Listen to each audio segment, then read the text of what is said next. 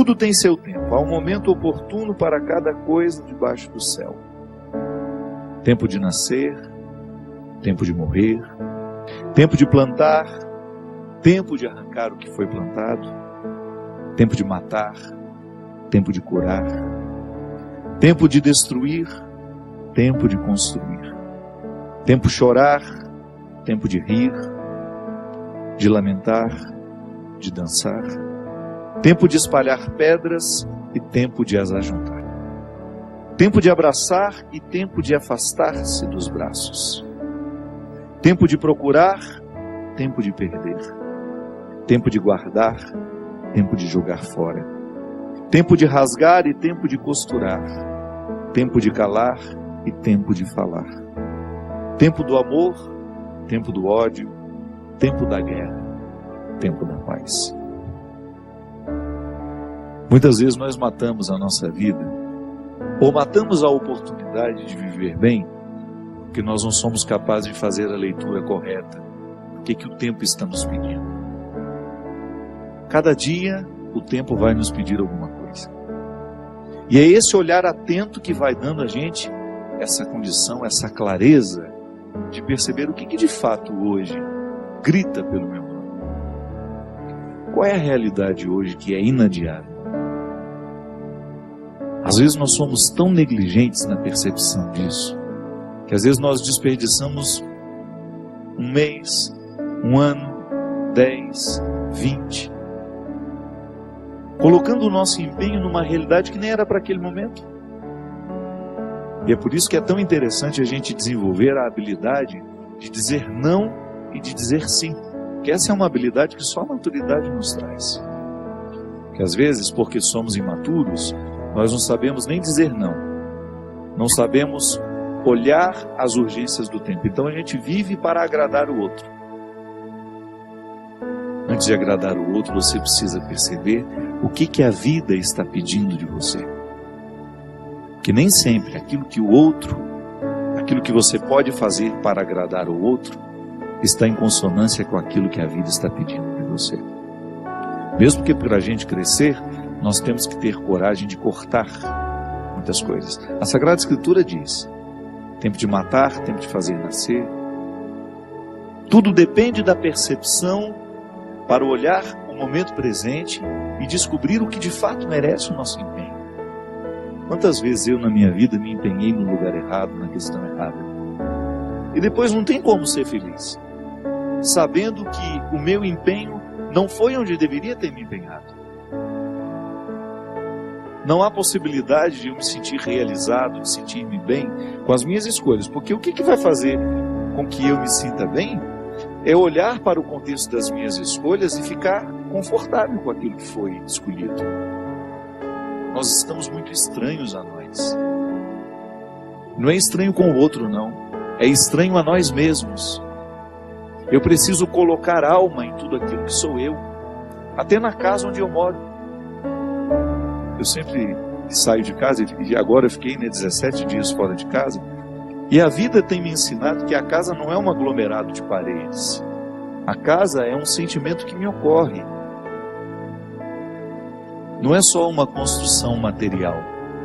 Quando eu entro dentro daquelas paredes que eu construí com o meu trabalho, ali eu identifico a alma que me sustenta. É um sentimento que me ocorre. Quando a gente abre a porta da casa, quando a gente entra, é um sentimento bom que nos ocorre. Isso é alma. É quando a matéria está plena de significados. É quando a gente começa a atribuir um significado que ultrapassa as paredes, os móveis, o jardim, o portão de entrada. E é interessante que a qualidade da nossa vida depende e está intimamente ligada à nossa capacidade de depositar a alma nas coisas. Eu não estou falando dessa alma, do significado mais profundo da nossa vida, dessa dimensão espiritual que me conecta com a eternidade. Não. Eu estou falando de tudo aquilo que vive e que faz sentido à matéria. Traz sentido àquilo que é material. Então a gente usa de maneira inadequada o termo alma. Perceber que os meus objetos estão perpassados por um significado que ultrapassa a matéria. Como dizia Rubem Alves, né? Existem coisas que são mais que coisas, são coisas que nos fazem lembrar. Isso é, virar um sacramental. Da mesma maneira como eu trago uma lembrancinha da viagem, aquilo é para mim apenas um sacramental de alguma coisa que foi boa, que foi vivida, que foi experimentada, que me fez bem. Na minha oportunidade de colocar alma neste corpo, nessa oportunidade única que eu tenho de viver diariamente bem a minha vida e assim inflar ar em tudo isso, da mesma maneira como eu percebo essa outra alma da minha casa quando chego de um sentimento que me ocorre. O viver bem, me trazendo a consciência de que hoje, quando eu observo as urgências da minha vida e me empenho, eu estou colocando alma no meu corpo. Agora, quando eu percebo que eu não estou fazendo, que eu não estou me empenhando para viver bem, eu estou sim fragilizando os recursos da minha alma, que são justamente para me ajudar a viver bem a própria vida do corpo. E nós muitas vezes negligenciamos a observância do tempo, como na Escritura que diz: tempo de chorar e tempo de rir. Há momentos que a própria vida te mostra a necessidade de chorar, de jogar para fora os seus excessos, de não ter medo da tristeza, de permitir que essa tristeza cave dentro de nós as suas riquezas e que nos ajude a encontrar a pedra preciosa que só o sofrimento poderia nos levar a conhecer. Depois vem o riso. O riso não nasce por acaso. A gente já cantava aquela música também, né? Ando devagar porque já tive pressa e trago esse sorriso porque já chorei demais.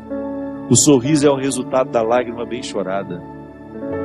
O sorriso é o resultado final de um processo de luta que nós estabelecemos, de observar dia a dia qual é o empenho que aquele dia me pede, o que hoje eu preciso fazer para ter o direito do sorriso amanhã. E é bom, você sabe por quê? Porque à medida em que nós estamos passando o perrengue, sabendo que ele será construtivo, já nascem pequenos sorrisos ao longo desse processo.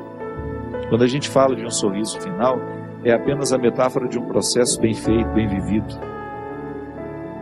Tempo de abraçar, tempo de se afastar. Quanto sofrimento, né? Em perceber o distanciamento como necessário ao crescimento do outro. É aquele filho que vai embora para estudar. Não dá para reter filhos. Por isso que é tempo de abraçar, é tempo de cuidar, é tempo de estar junto. E vai chegar um momento em que esse afastamento será necessário para o próprio curso da vida. Depois volta. Mas no primeiro momento a gente precisa do distanciamento. É a urgência do dia. Chegou a época, é preciso estudar, é preciso buscar um futuro fora daqui. Quando nós observamos o movimento do tempo e as suas urgências, a gente entra dentro do contexto de uma sabedoria irrenunciável à nossa realização humana. Tempo de rasgar, tempo de costurar. Se a gente não tem coragem, muitas vezes, de rasgar algumas realidades, depois jamais conseguiremos viver a libertação dela. Muitas vezes, nós lamentamos perder, e quando na verdade a gente vai observar aquilo que a gente perdeu, não foi perda, foi libertação. Quantos relacionamentos precisam ser rasgados para que depois eles sejam costurados do jeito certo? Fazer cair por terra todas as ilusões que nós temos do outro, ou todas as pretensões que nós julgamos em cima do outro. Não, o outro não tem que corresponder às minhas expectativas. O outro tem que ser ele. Nós precisamos viver o enfrentamento. O enfrentamento que depois vai provocar uma libertação em nós. A vida sempre vai pedir de nós calma, paciência, porque com pressa nós passamos por cima de todas essas necessidades e não somos capazes de reconhecê-las. Que às vezes a vida não está dando certo é porque você nem sabe exatamente o que você está precisando. Às vezes nós ficamos tão aflitos, tão angustiados, e não sabemos por quê. Faltou chegar ao ponto-chave, onde de fato está iniciando o conflito. Paciência, né? A gente não tem paciência nem para descobrir o que está nos angustiando. É a nossa pressa, é a vida estranha que nós vamos viver.